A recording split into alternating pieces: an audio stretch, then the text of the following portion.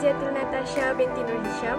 Baiklah, dalam pembentangan ini, saya akan menjelaskan 3 bahagian, yang mana yang pertama, pengenalan tentang dakwah, kedua, pengertian tajuk, ketiga, metodologi dakwah Nabi Musa alaihi salam. Pengenalan tentang dakwah.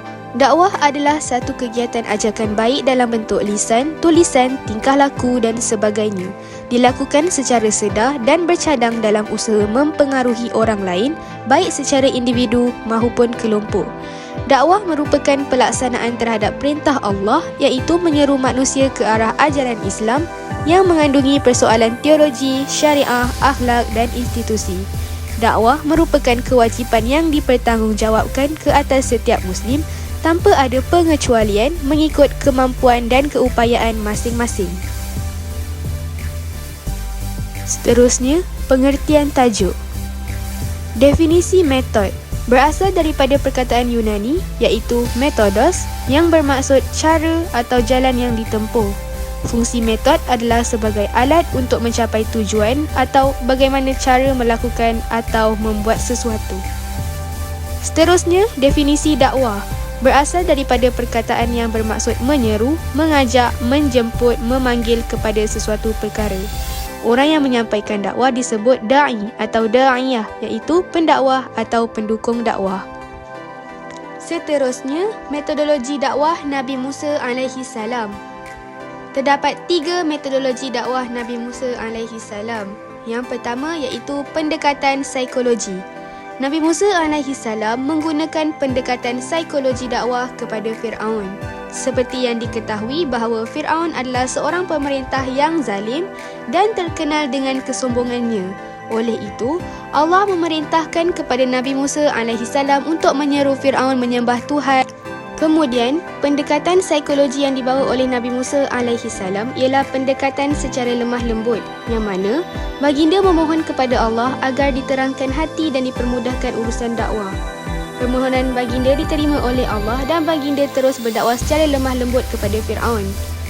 Justeru, Allah SWT telah mengarahkan Nabi Musa alaihi salam dan Nabi Harun alaihi salam untuk berdakwah secara lemah lembut terhadap Fir'aun, walaupun Allah telah menjelaskan bahawa Fir'aun adalah orang yang bengis dan kejam.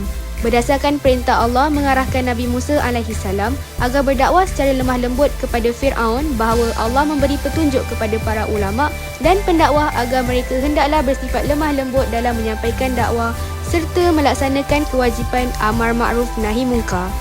Yang kedua ialah kekuatan hujah.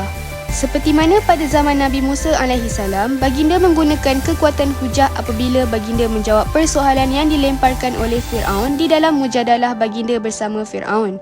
Peristiwa ini disebut dalam firman Allah dalam surah Asy-Syu'ara pada ayat ke-23 sehingga ayat ke-28.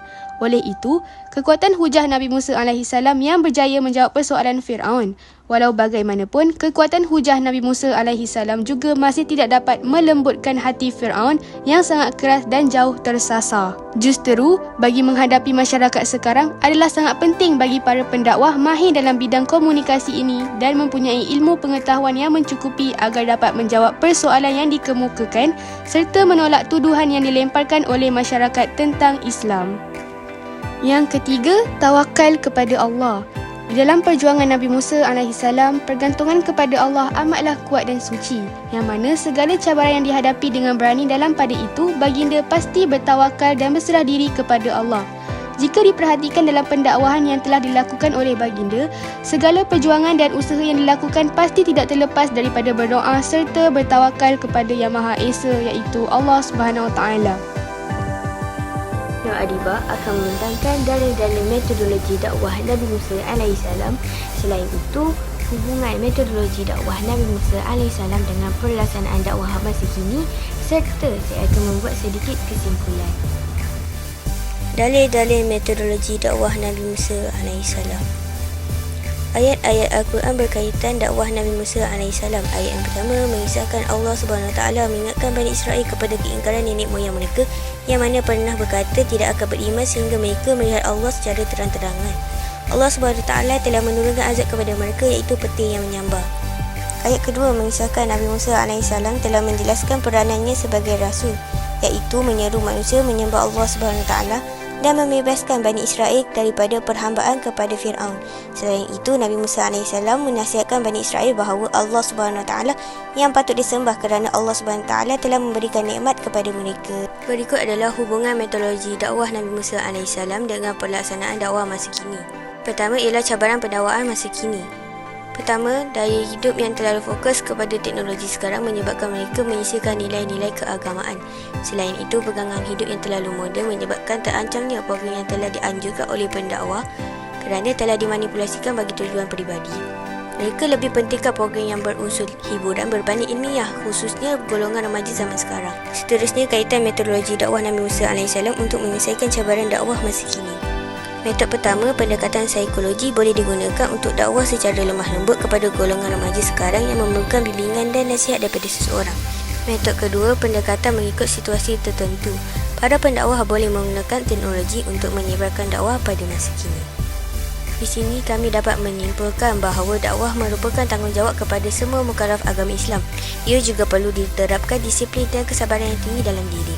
Selain itu, dakwah memerlukan wasilah, manhaj dan metod dalam usaha untuk dakwahnya yang mana ia bersesuaian mengikut perkembangan zaman ini. Dakwah juga perlu dijalankan berlandaskan wahyu Allah iaitu Al-Quran dan As-Sunnah. Metodologi dakwah Nabi Musa AS sesuai untuk digunakan kepada kalangan masyarakat sekarang. Hal ini kerana mereka lebih suka bertanya dan berdebat untuk mendapat atau mengetahui sesuatu kebenaran. Itu saja pembentangan daripada kumpulan kami. Sekian, terima kasih.